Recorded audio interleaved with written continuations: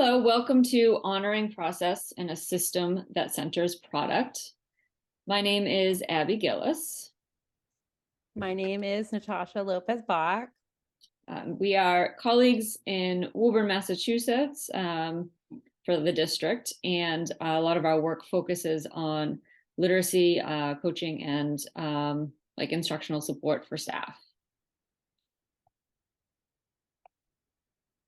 It's not letting me advance. So a little bit more about who we are. As I mentioned, Woburn Public Schools is where both of us are. Currently, I'm in an interim position as an assistant principal at the high school. Previous to that, I was the ELA coordinator and will be going back to that role next year. I taught at that high school for 15 years, mostly freshmen and seniors, also some journalism classes, and I am a huge literacy enthusiast. I love to talk about reading and writing and everything that goes along with it. And Natasha. Absolutely, I can attest to that. Abby and I get to talk about literacy quite often, and it's amazing. My name is Natasha Lopez-Bock. I am the elementary curriculum coordinator for Woburn Public Schools. This is my first year in that role, which has been really wonderful and amazing since we have been working on implementing a new program in our school focusing on reading. That has been the focus of my work this year. Previous to that, I was an instructional coach for the district, starting first around STEM and then having the role be more broad, such as last year, where I was able to focus a little bit more on the literacy end, which, as Abby had said, was her passion, has also been my passion. I have my master's in reading as well for instruction.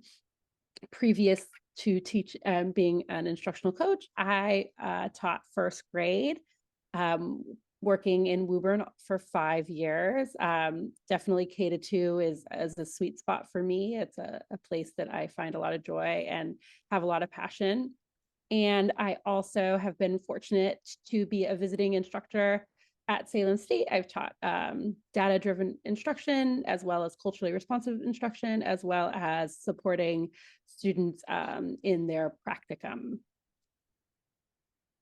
And so, as you can see from our introductions, we span K-12 and post high school as well. And so within the conversation, we'll be able to kind of offer insight of our experiences and the experiences of the teachers that we work with within that whole broad spectrum. There we go. So framing the problem. So this is a lot to do about grading, but also something that is process driven. And so assigning numbers or assigning letter grades to something that you hope that students will just continue to improve. And Don Murray is somebody who I have really admired throughout my entire time. He was somebody that at UNH, which is where I did my undergrad and grad, school time was like revered. He was a professor emeritus up there. So I just wanted to share a Don Murray quote and kind of have that kind of frame some of the thinking. And so the quote, sorry, I just need to, there we go. The terror of the blank page must be there. Whatever your work, I think you need the contradictory feelings of terror and confidence. It must be like the world-class skier heading down the slope, flying down the Alp between danger and confidence. Each morning I come to my writing desk with the same contradictory feelings. I am fearful I will not be able to write well enough. I am also confident that I will be able to write well enough. Without the real terror, it would not be worth the effort. Without the confidence, it would not be possible. So I just wanted to kind of frame that. And I don't know if before I talk about that, Natasha, what are some of the thoughts that you have about that quote? I think that the quote it resonates a lot. Writing is something that is not, maybe, I don't know, for lack of better word, natural. And so especially when I'm thinking of elementary, those younger grades, those kiddos, they're really fearful and excited, but then also there's some hesitancy there because they've never been asked, possibly, to put kind of their stories. They're natural, children are natural storytellers. They want to talk about things, they want to tell these stories, these amazing stories, and then you say, okay, well, write that down, right? And then it's like, well, what? Like, what did I say? So like really helping kids kind of center in on that work is can be really daunting and really tricky. And so, and I think like the terror, right? Like right away, like it's like a little bit unnerving and off centering. So really supporting that work and taking kids through that and really showing them in an explicit way of kind of the writing process is really important. So I actually thought as you were talking about it too, like I never, because I was so in the mind frame of a student, like a writer, I Mm-hmm. wasn't thinking too about how this quote could also apply to a teacher, in that like that terror and the confidence, like how am I going to be able to instruct, thinking about struggling students or anything, like how am I going to be able to do this, but then I can do this, like I got this, and like having that kind of balance there too. So I actually hadn't thought about that until you were just talking, so I think that's a really cool way to kind of frame the conversation as well. Okay. So motivation, I think, plays a big role in how we get students to do the work we're asking them to do. And so in looking through the civically engaged classroom, this quote really jumped out at me. Even if we're working within systems that may require grades, the big thing for us all to think about in terms of assessment is this: kids don't get better at something because they get graded. Um, so, oh, I didn't even talk about my my thought on the other quote. I went off on the other, but that's okay. We'll get there. We go into our discussion. Um, so we're in a system that requires grades, and so that's the product part of this kind of dual honoring process in a system that centers product, and that product being grades. And when I think about motivation, a lot of conversations too is sometimes like teachers might get frustrated too, like even the grade doesn't motivate them to want to do the work. Like they won't hand things in, and so we talk about like the grade kind of being a motivating factor for some students, and for some it absolutely is, and others it isn't. And so I think that also kind of plays into that question too about like grading what the intent of the grading is. I mean, I know in our system what it is. It's kind of how we rank and file kids. So curious to talk about what motivates you in your work, like not necessarily as a teacher, but like when you have work to do, whether it's a project or an assignment or even as a student. What were some of the things that were motivating factors for you? It's tricky to say. And actually, like as you were talking, because I'm gonna like not answer the question. I'm gonna kind of go back. I'm gonna be that person. I'm gonna get political here and like, you asked me a question, I'm not gonna answer it. But thinking about that grading and thinking about like also like and then I'll answer your question. Let me just put this point out there. But like also this idea that like once you slap a grade on it, right? Like once you say this is an A, a B, a C, or a 5, I'm not really sure. But also I feel like that gives kids a moment to be like, okay, well, that's done. And right, like kind of like as we are thinking about like creating writers and like helping them like understand the process and invest in it, right? Is that really what we want them to do? Is be like, okay, I did XYZ, I have this grade, now I'm moving on? No, we want them to kind of engage in that work and dive a little deeper and think about like, okay, so how could I make this better? How could I change? How could I develop this a little bit more? And so that's what I was just thinking about when you were talking. And so I wanted to connect that piece. What motivates me, it's tricky to say. I think that in one of my, like when I'm thinking about writing, I think that like when you get really excited and passionate about a piece and then able to sit down and kind of share it and receive feedback, I think it's like it is one of those things that's like really unnerving and really like like kind of like takes you out, but it's also like really awesome to have somebody read your words and then like provide that feedback. And so I think like that kind of engagement, I definitely would say is like when I'm thinking about like learning or what motivates me kind of as a writer and through that process is kind of engaging in that piece and sharing something that's like really personal and putting yourself out there in a way and being vulnerable, and then like having that feedback from others. So I'm going to do the like kind of obnoxious thing and say, when I was a student, what motivated me was the grade. I mean, I was somebody that put a lot of pressure on myself to the point where my mother was always like, I don't know where you're coming from. Like, we want you to do your best, but like, it wasn't a household where it was like, you will bring home A's and that is it. So, I was absolutely driven by grades, and it was because that was something that I had put on myself. Like, it was not acceptable to get below a certain grade. And, it was an intrinsic drive that I think, in some respects is good and in other respects was not good. And then I think about when I was a freshman in high school, in college, having gone through high school, kind of figuring out the game and figuring out what I had to produce in order to be told, like, yes, that is an A paper, or somewhere in that level.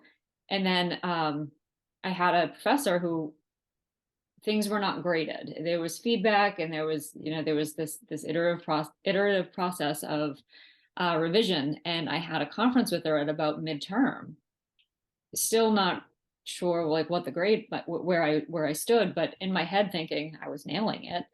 And we sat in that conference, and she said, "So you're at about a C right now," and like. I honestly, I don't remember if I got upset or not. I can't imagine that I didn't, just knowing who I am.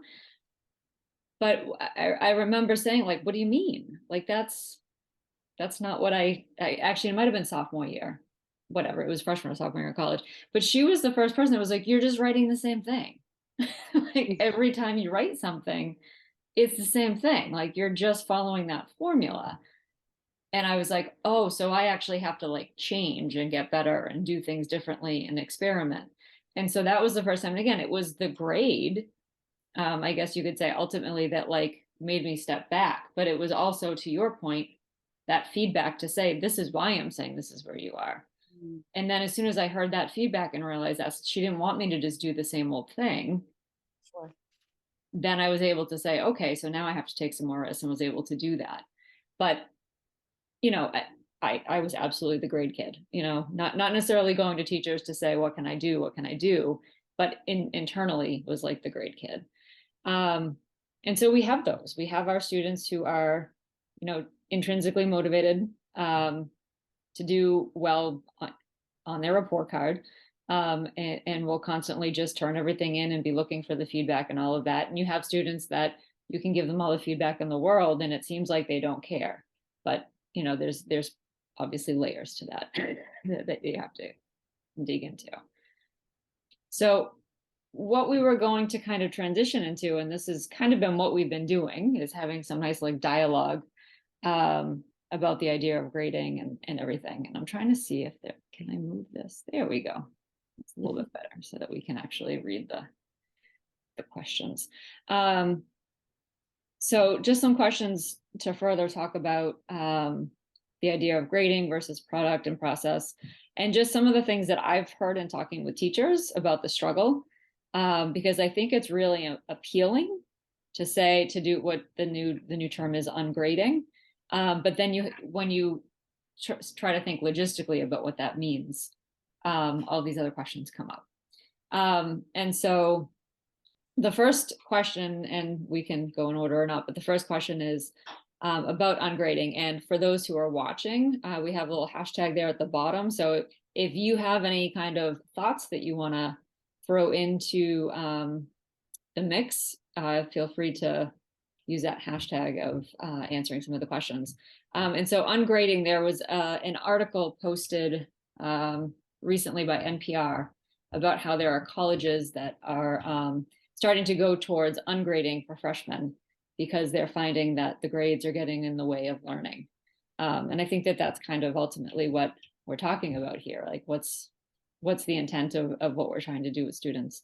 And so I'm curious to hear about how ungrading might impact motivation. Any thoughts that you might have on that, Natasha? And then I can some stuff Yeah, up in the article. absolutely. So I think that as you had said, your article, maybe you could, are you going to provide like a link to that? Yeah, the resources at the bottom. Yeah, at the end. Yeah. Um, so I think that ungrading can impact in lots of ways. It can, I think, impact in positive ways, but then also maybe for a student who, like Abby was talking about earlier, like somebody who's like really motivated by that grade, it might actually like possibly, right, like negatively impact them. But I don't know if that would be a lasting negative impact. It might be that first jolt of like, but then I think ultimately it would help that child or that student, that learner, to dig a little bit deeper. And as Abby like so eloquently and like nicely put and like shared her process of like having that moment, that aha moment of like being like, well, like, yeah, I was producing something in a formula. I was like sticking to the rules. I was playing by the rules. And then, providing this kind of like, well, giving children feedback, using the rubric, digging deeper, asking them questions like, what were you thinking here? Why did you make this segue? Like just asking those questions and having a conversation and helping them kind of dig a little bit deeper instead of slapping that grade on it right away, and then allowing them in a sense, to move on and move past it. So I think ultimately, in my personal opinion, I think ungrading, it provides like a release valve. Mhm. Even in the younger grades, I see that as like a positivity. And we didn't talk too much about this. So in our system, in our school system, in the elementary, we do use a standards-based report card, but also some teachers kind of struggle in between that and like knowing that the children also, as they get older, will then need letter grades. And so kind of like, how do we balance that process and how do we get them prepared for that experience while also staying true to the rubrics that we have in place at that elementary school level? Right. Um, and I was thinking too, as you were talking about when we when we went home for COVID, and then in that springtime, tried to still make sure that students were attending virtually and all of that. And the push was that, I mean, they weren't getting graded. Sure. And then even in the year following, when we had the hybrid year, in talking with staff, a lot of them felt that, to get students back to a place where they were turning in assignments and they were engaging, it was a lot more difficult because they said they were kind of still in that mindset of like things are optional. And so, it was kind of an extreme example because, we didn't have a lot of tools to be following up with students, and teachers are trying to figure out how to engage students when it's the ceiling that's in the video camera and everything. But that was part of it. So I wonder too how much that might make a teacher hesitant to say that this is the way to go because they feel like they've seen that negative part of it, right? So I think, as with anything, that it needs to be very intentional. There needs to be a lot of kind of norm setting, like expectations. Absolutely. And you even said like optional. And so like ungrading isn't necessarily like, we're not saying things are optional. We're just saying that we're going to take you through this process and like, like and maybe that's where like a rubric or and so like taking them through this process and seeing some growth, or how are you going to measure that growth? Maybe that's kind of a different Mhm. conversation. Or hey, am I going too much towards like, is that feeling too grading? Is that kind of more like, like, do you think like in an ungrading thing that it would need to be optional? Because that's not what I was thinking.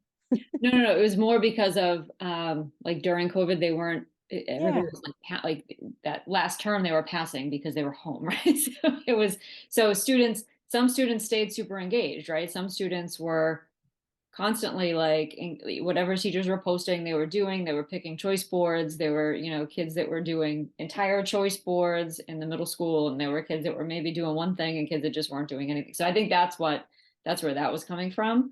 Um, but I think the other thing too is what you were talking about with the standards based, because I see it working with sixth grade teachers that the students come from the elementary schools having standards based. Hmm. And then as they come up to sixth grade, it's the first time they're getting a letter grade. And that brings like a whole kind of series of complications for those teachers. Like I feel really bad because the sixth grade teachers kind of get bombarded by parents who are like, well, what do you mean? Like, what is this? I mean, if you have a student who's getting P's all across the board, like there's such a wide variety in what that could mean. Um, and so then that comes up with this other question about reconciling, like, excuse me, the third question there about work to build confidence while accurately reflecting student proficiency of skill. So a lot of teachers have commented about grades, like sometimes they feel inflated because you want to honor students' effort and students' progress. And to say, like, a student came into this class at the beginning of the year, um, maybe not even being able to form a paragraph, right? So you're grading that student on their progress, and by the end of the year, they're writing a full piece. That's amazing progress. Is that full piece meeting what we're calling grade level standards? And Well, so if you're honoring the process, but it's overshadowing maybe where they are grade level, is there an inflated grade? And that's been a conversation that's come up with a couple of staff members at the high school. But I think too, it's really difficult for those sixth grade teachers because, I feel badly. They're almost like the bad guy, right? Because they're the ones that are assigning letter grades now that, mean something more to parents too. Parents can understand that a little bit more too. I think they struggle with the I think standards based grading. we've kind of talked about that a little bit too, that the standards based can be tricky in elementary schools because parents don't even, like I have a first grader, I'm like, oh, they're progressing or they have mastery. Well, what's mastery? So like making sure that people understand, well, like they're like, but my child can count to 100, like if we sing it this way and if we like if as long as he's standing on his left foot, he can count to 100, but any other time or in the classroom, yeah, maybe not.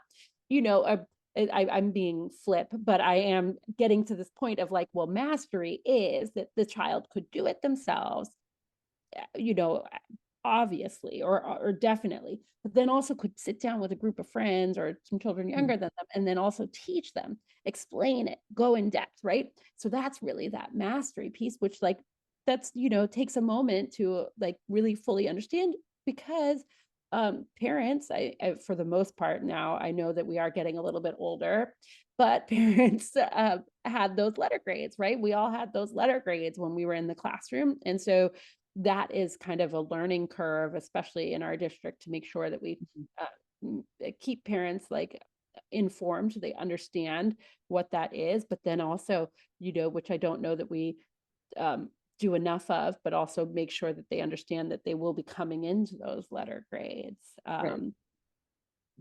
Well, and the interesting flip of that too, kind of going back to that idea of motivation, um, is how quickly, like, and having conversations with sixth grade teachers, how quickly um, students know what's graded and what's not. Because when we had started the intervention block, they're not getting graded in there.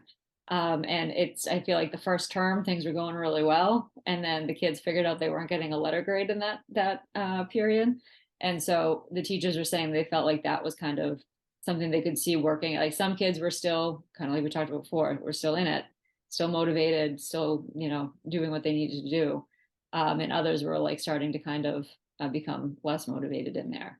And part of that they thought was that idea of the grade, which is what I was originally going to say about the Don Murray quote when he talks about the terror. Um, I was kind of reading that too, like about how sometimes we use grades as um like punitive, right? And so like, is it that they're fearful that they won't do well grade wise, not necessarily because they're not learning something, but if I don't do well on this, it's going to impact my grade badly. And so I just mentioned that now because that's what one of the things that struck me reading that quote again about the terror is sometimes that's like a almost a negative motivator for students. Like they want to do it, but not because they're concerned about that grade, whether it's because they feel like their parents will be disappointed or their teacher will be disappointed. Um, and so sometimes that can kind of hinder some students or like really kind of add to the anxiety for students too. Absolutely. Um, the idea about giving students a grade and balancing that with wanting to teach them to take educational risks. And that kind of, I guess, ties into that idea of terror that I was just talking about too. Like, if I'm the student that knows I follow this formula and I'm going to get a decent grade if I follow that formula, even if it's not anything new or exciting in my writing, is that, the path of least resistance almost, right? Versus how do you push kids to say, no, I really want you to try this, whether it's adding dialogue into your narrative or um, trying fantasy in fiction instead of realistic fiction or whatever it is that we're kind of pushing them to maybe grow into. Um, so I think that that's kind of tricky too, because again, if you have the kid who is the rule follower, who has that roadmap and feels like that roadmap has served them well, how do you then push them to say, oh no, I think I will try that? And I think that that's part of workshop, right? That idea of the intentional kind of taking them through their different genres, whether it's through reading and then maybe pairing that with a writing unit or having the writing units be built around genre as well, so that you're kind of breaking them out of always writing analysis or always writing a personal narrative, allowing that narrative can be something more than just like summer story or something like that. It's so tricky, and I feel like I would definitely be that student who like there would be a fear there of taking the risk of taking the step if I felt that I was going to be, marked down negatively. So it is the struggle is real, and trying to, keep motivation, but then also make sure that children understand the process and experience the process and see the value and continue to stay motivated to do the work. And then the last one that we have on here too is how much play or experimentation do we afford students before pushing them more towards accuracy on a skill? And I thought that this was something a teacher had brought up last year, and I just thought this was such a great question because we want them to play, we want them to experiment, and that's the writer's notebook, right? That's where they're able to just kind of be free in there. But it can't just be writer's notebook every day. And so at some point, it needs to be pushed into, showing growth in a particular area. And again, like I said, if we're talking about a narrative, are they adding some of those techniques that we're asking them to add? And so it might be saying you have to have one piece of dialogue in there. Doesn't have to all be dialogue. You have to have something in there to show that you've been able to kind of master that skill. So I don't know if you have any thoughts, especially with the younger kids. Um, It's tricky, and it's like, we do a lot of modeling for especially in those younger kids, and allow them also to like, like tell their stories and say like, oh wow, like, there is that dialogue, there's that piece, what would be in that speech bubble, or what would we put those quotation marks around. um but I think that as long as they have that writer's notebook and they are trying those things, that's half the battle, because then it's like, look here, you've done the work, you've done this. Now let's see, where could we fit this into your writing? What do you have going on here that you already have, like it's here one way or another, you know, in your written work that maybe you haven't put those pieces in, but they're in your writer's notebook. So let's see how we can transfer that over and you know, push them to that. And that's where the feedback is. If you're giving the students the feedback, if you're reading their work, if you're looking at their notebooks, and you're engaged in that work with them, you know, you know, the hope, I guess, is that they're going to see that in themselves and then be like, hey, yeah, she, you know, like she knows this, she knows me, she sees this, you know, and see the value in themselves and be able to put it to their paper. And I think feedback we haven't really talked a ton about, but I definitely think that that's a huge part of it. And actually, that's some of the other things that we were going to address. So maybe we'll just kind of move on to the next part. I just really like this graphic. In listening to Eduardo Brasino's TED Talk, How to Get Better at the Things You Care About, he actually is the one that talks about like the zone and there's a learning zone and a performance zone. And that's kind of what we were just talking about too, about the play and experimentation versus like the accuracy of skill. And you really, as a teacher, have to think about what the intent of the activity is. And so is it an activity where the goal is that they are going to improve, or are they going to do the best that they can? So the formative or the summative, right? So is this something where we're kind of getting a dipstick to see how they're doing? I love the idea of mistakes to be expected and mistakes to be minimized. And I wonder if for those really anxious kids, you know, being able to name that for them and say, you're going to make mistakes here. This should be messy. There's, you know, and I remember in their notebooks when I was in the classroom and saying to students, I don't care about your spelling right now. That's not where we are right now. You're just getting the ideas down. And I'm a horrible speller. So if I was going to get hung up on the words as I was writing, nothing would ever go on the page because I would be just stressing out about that. So letting them know that the mess will get, you know, cleaned up.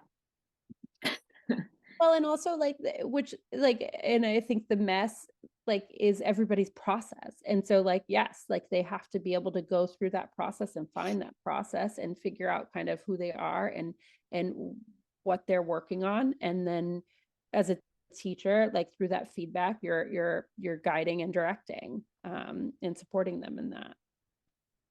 And then I liked this quote too. So from Liz Prather, I have it in the resources, but it's the project-based writing book that she wrote. So how can you grade an expository work that clearly has matured and advanced the skill of the writer, but still lacks proficiency in areas you value? And so I think that's where some of these other elements of grading kind of come in. And so we had a couple we were going to kind of just reflect on, talk a little bit about either our use of them or our experience having been assigned things like this. And so self-assessment, I think, is really important. I was looking at within the article that we mentioned earlier about the ungrading, there was a link to like an online like crowdsource for universities that are going in that direction. And so I was kind of going down the rabbit hole and looking at some things. And there was a really great line by somebody, I'm just looking on my notes here, from one of the articles, and I wish that I could remember exactly which one this was from, but they were talking about in using self-assessment in his classroom, what he's been really discovering is that a lot of students don't know the art of self-assessment.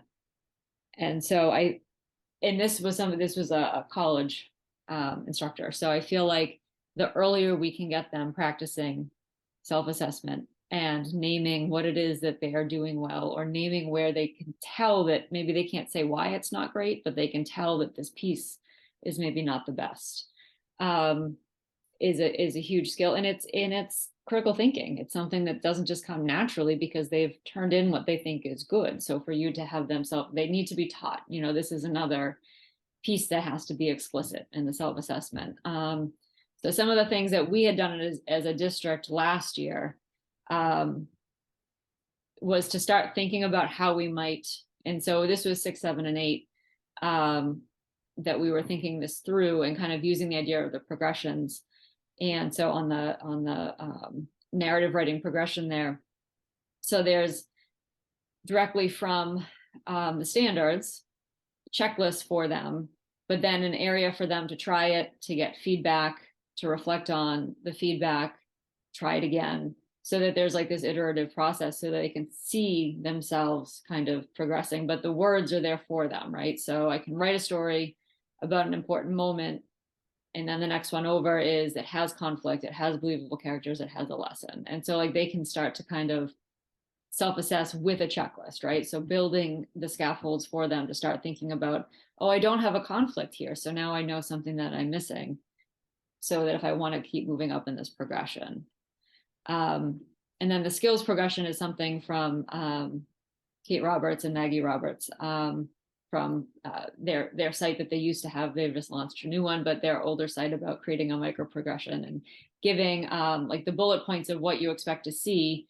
And then as a class, maybe kind of figuring out what a 1-star, 2-star, 3-star would look like, so that students can see what it looks like, because they need a model. To just say, well, this isn't including everything isn't necessarily going to allow them to do that progression, right? If they can see what it looks like in practice, it's going to help them kind of understand, if they look at theirs, what theirs has or what it's lacking. I love that. I think that so like in thinking about this, I haven't necessarily, it's hard to use self-assessments with K through 2 kiddos, maybe more with second grade, but like even first grader, like it's a little bit tricky. But so in my own thought around self-assessment, I as a grad student, I had a professor who would have us fill out self-assessments. And I do think that that was a nice piece, because like Abby said, it provided that space to be reflective. And I think we don't, like, especially in our culture, right? Like in the US, we don't have enough time to be self-reflective, which also is like a beautiful, even in some of the work I've been doing right now with teachers and having those post-observation discussions where we can be self-reflective and just set that time aside. So setting time aside to allow students to self-reflect, I think, is huge. And so our professor would give us a self-reflection form that we would fill out, and then we would give ourselves the grade for the assignment for that week. And then she would then layer on her comments. And one thing I just found it really validating, because like Abby was saying, like it is a skill. And so like, am I being super critical of myself, or hypercritical? So like also there's that piece of like, oh, I gave myself all 1s. And then somebody's chiming in and is like, well, wait a minute, like stop, and so like, like here are the evidence for why, you would meet, a 2 or a 3 or whatever it is on the rubric. But it's just that nice moment to kind of take that piece and to check, because it all comes back to kind of the writing process, and that we are constantly revising and reflecting and thinking about this, and thinking critically about our work. And ultimately, when you keep talking about like the end goal, like what is the end goal? What is the end goal of education, right? Like to be, like critical thinking adults out in society. And so like super important skill. So I think I went too far there, but love it. You're good. You're good.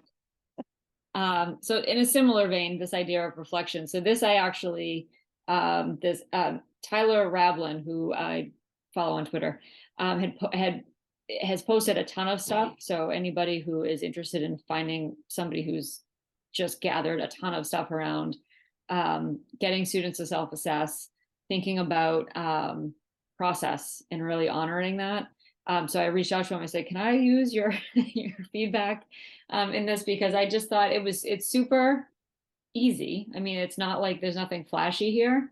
But the reason that I was attracted to it is because his comment was that he has seen an amazing response from students from this. So this is somebody who's working with students, seeing a great response from it.